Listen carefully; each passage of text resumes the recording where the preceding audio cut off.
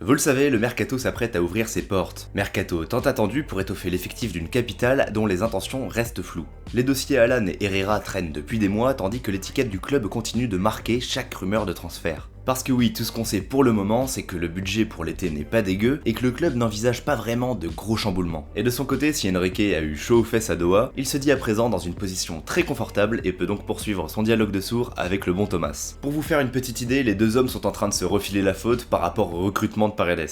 Enfin bref, à en croire nos médias toujours très bien informés, Paris aurait carrément revu ses plans et sa priorité ne serait autre que de rallier le jeune capitaine de l'Ajax, Mathys de Ligt. Et ouais, un coup c'est Van de Beek, un coup c'est Neres, et encore une fois, le jeu de fléchettes QSI semble avoir changé de zone. Priorité à la défense donc, aveu de fin de cycle afin de préparer l'après Thiago Silva. Personnellement, je suis plus qu'emballé par cette possibilité. La fin du règne de Thiago est inévitable et malgré son mental de psycho-quack, une chose est sûre, l'absence de Thiago pèse sur la défense. Franchement, il n'y a qu'à voir la fin de saison du PSG en termes de buts encaissés, c'est la cata. Ainsi, deux possibilités s'offriraient à Tuchel. Une défense à 3, Marquis, Silva, De Ligt, ou bien une rotation à 4 dans un schéma à 2 défenseurs centraux. A l'instar du padawan Marquinhos, De Ligt apprendrait beaucoup de l'expérience du maître Silva. Âgé de seulement 19 ans, De Ligt représente la parfaite relève à son poste. Hargneux, il ne compte pas ses efforts, son jeu de tête est excellent, et ajoutez à cela un caractère bien trempé. Mais cette relève, elle a un prix. 85 millions seront nécessaires